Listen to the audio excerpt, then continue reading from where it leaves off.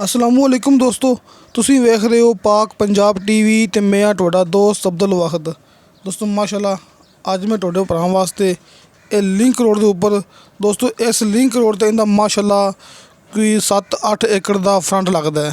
दोवां साइडां ते ज़मीन है दोस्तों, तकरीबन कोई 83-84 एकड़ इस ज़मीन की वीडियो लैके हाज़र होया। इंशाअल्लाह उम्मीद है कि तुहानूं ये बड़ी पसंद आएगी। दोस्तों इस साइड तो ज़्यादा है तो दूसरी साइड रकबा थोड़ा जिहा घट है। तकरीबन कोई 7-8 एकड़ इनू फ्रंट लगता है इस 84 एकड़ ज़मीन नूं। दोस्तों इहदे विच तकरीबन कोई 30 एकड़ आबाद हैगी है तो बाकी गैर आबाद है, बल्कि 30 के बजाय 34 एकड़। दोस्तों 34 एकड़ आबाद है तो 50 एकड़ इहदे विच रकबा जिहड़ा कि गैर आबाद है, क्योंकि आपां गल करनी भरावां नाल बिल्कुल क्लीयर। दोस्तों दरियाई ज़मीन है, ज़िला बहावलनगर, तहसील बहावलनगर शहर तो कोई तकरीबन 13-14 किलोमीटर अंदर आके मेन रोड तो 2 किलोमीटर अंदर आके।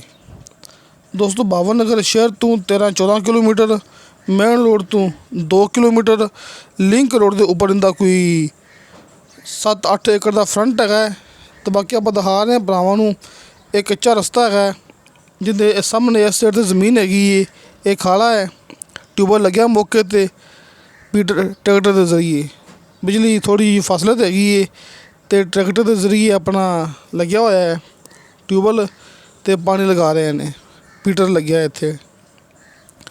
अब देखो दोस्तों इस रस्ता छड्डा मालक ने अपने वास्ते। ये जिहड़े रस्ते ते आपां मोटरसाइकिल ते जा रहे हैं दोस्तों, रस्ता मालक ने अपनी ज़मीन ते छड्डिया होया है।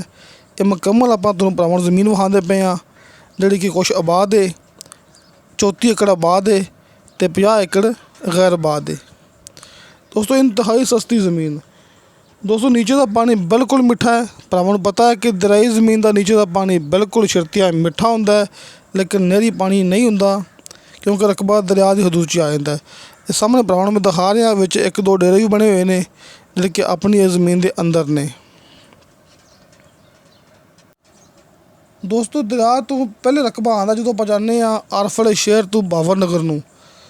दोस्तों ये पुल तो पहले रकबा आंदा है आरफल साइड ते बहावलनगर तो जो आप आने उदों दरिया क्रॉस करके ये रकबा आवेगा।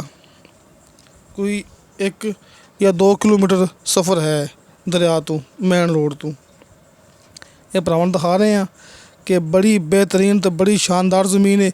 अगर आप गल करिए ठेके की, दोस्तों इत्थे ठेका चलता पे 45,000-50,000 फी एकड़ के हिसाब नाल। दोस्तों बिजली तुसीं समझना कि मौके ते मौजूद हैगी है कि आस पास बिजली हैगी है, कुछ एकड़ का फासला है, लेकिन बिजली इत्थे आ जाएगी। तो दोस्तों 11 लाख रुपया फी एकड़ के हिसाब नाल इहदी डिमांड की है। 84 एकड़ ज़मीन है तो 11 लाख रुपया फी एकड़ के हिसाब नाल इहदी डिमांड है। कमी पेशी प्यार मुहब्बत हो जाएगा। भरावां दिखा रहे हैं ट्यूबवैल लग्या मौके ते पानी चलता पे है। पानी असीं खुद पी के वेख्या, बल्कि ये भरावां दस्सण की जरूरत नहीं हैगी कि दरियाई ज़मीन नूं पानी हमेशा तो मिठा ही हुंदा है। 100% ये गल क्लीयर है कि दरियाई ज़मीन नूं पानी मिठा ही हुंदा है। ये मौके ते ट्यूबवैल चलता पे है, पानी चलता पे है। ये मक्की अपने पासे नहीं हैगी, इत्थे अपनी हद बनदी है। दोस्तों अपना WhatsApp नंबर लग्या हुंदा है हर मूवी की डिस्क्रिप्शन दे विच। तुसीं आपां नूं WhatsApp ते वॉइस मैसेज कर सकते जी ते चैट कर सकते जी। दोस्तों तुहानूं साडी वीडियो पसंद आवे, साडी वीडियो लाइक ते शेयर जरूर करो, अपने बेहतरीन डॉक्यूमेंट से लेके भेजो। ये भाई शौकत साहब अपने नाल काम करते हैं, रबता कर सकते जी।